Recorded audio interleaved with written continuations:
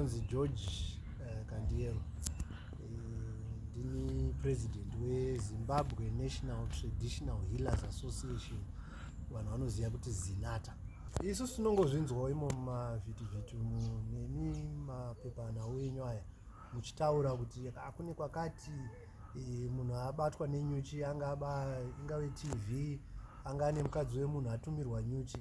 Asi inini kubva kudhara nofunga pepanhau renyu rakatombobata imwe nyaya makore apfuura aya enyoka dzainzi dzinobata mbavha.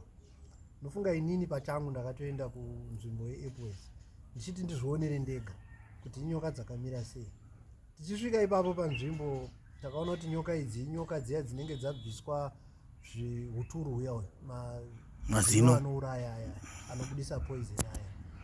Vakomana vaya ndikavataurira kuti ndini ani uye ndafambirei, ndikati aiwa isu kunoti navanhu vari kuchema, vari kubirwa, toda kuti tikupei munhu watiri kunyatsa kuziva kuti abirwa, ingave motikari chingave chii, mutume nyoka ndiri pano.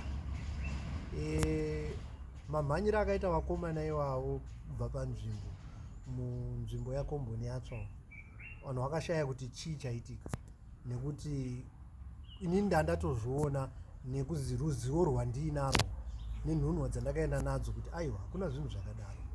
Dai zvinhu zvazvakaita nyore kudaro kuti nyuchi dzinongotumwa dzodaro, nofunga kana mapurisa edu ezita rapicha iwo wangadai watione section yenyuchi inoita kuti vanhu vaya vanouya vachiti tabirwa vongotumira iwawo mbavha dzotobatwa.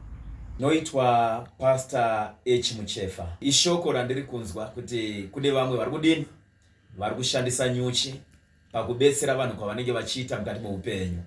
But chinhu chakakosha vamapupu, pane zvese zvinenge zvichiitika izvozvo, kuti nyika yatiri kurarama mazuva anaya mabhidhiri anyanya. Kune vanoshandisa mishonga, kuna vanoshandisa zvinhu zvakasiyana siyana. So nhaurwa yenyuchi tinoziva hedu kuti vamwe vanogona vachizviita zviri zvechokwadi, but kune vamwe vanenge vakuitawo ari mabhidhiri. Sezvamunoziva mapupu kuti pakushandiswa kunoita nyuchi kuya, kune vanenge vakutsvagawo mukurumbira, ende vanhu vanonzwisisa kuti kune mishonga yakasiyana siyana yekuti munhu akazora nyuchi dzinogona kumomotera, zvoita kunge munhu abetserwa ari tori mabhidhiri anenge achiitika.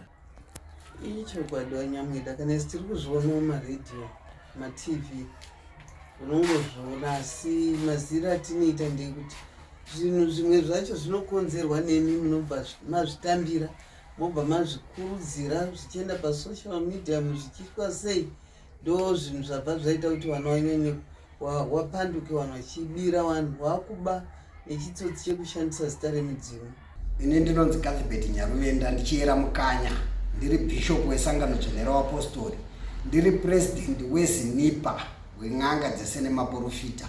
Nyaya yenyuchi maassociation yangu handitenderane nayo, because isi tinoregister vanhu vanorapa, vanhu vachipona, kwete vanoroya. Vari kushandisa zvenyuchi ava, ndikatoona ari mumaassociation takutomutorera mapepa, hatitendere zvinhu zvakadaro nokuti zvafanana nemabhidhiri ari kuitwa.